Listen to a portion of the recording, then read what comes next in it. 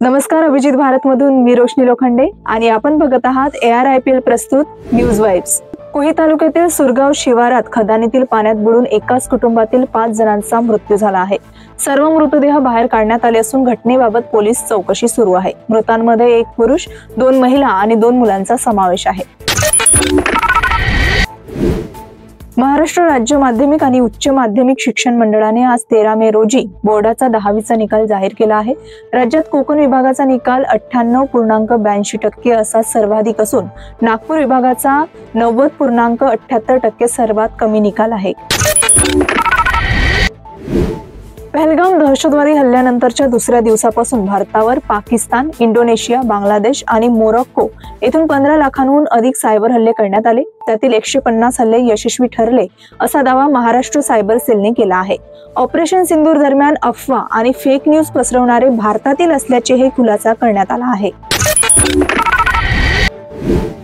स्वित्झर्लंडमध्ये झालेल्या चर्चेनंतर अमेरिका आणि चीन यांच्यातील व्यापार युद्धावर तात्पुरती बंदी जाहीर करण्यात आली आहे। दोन्ही देशांनी जकात दर वाढीच्या निर्णयावर पुनर्विचार केला असून परस्पर दर 34% वरून 10 पर्यंत कमी करण्यात आला आहे। पहलगाम हल्ल्यानंतर भारत आणि पाकिस्तानमध्ये तणाव निर्माण झाला आहे। सनम तेरी कसम चित्रपटातील पाकिस्तानी अभिनेत्री मावरा होकेन हिनेही भारताविरुद्ध वादग्रस्त विधाने केली होती। त्यामुळे चित्रपट निर्माते आणि अभिनेता हर्षवर्धन राणे यांनी चोख प्रत्युत्तर दिले आहे। सनम तेरी कसमच्या पोस्टर मधून तिला काढून टाकण्यात आले आहे।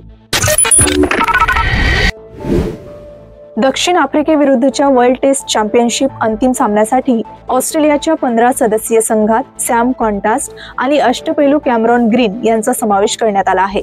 हा सामना 11 ते 15 जून दरम्यान लंडनमधील लॉर्ड्स मैदानावर खेळवण्यात येणार असून पॅट कमिन्स संघाचे नेतृत्व करणार आहे।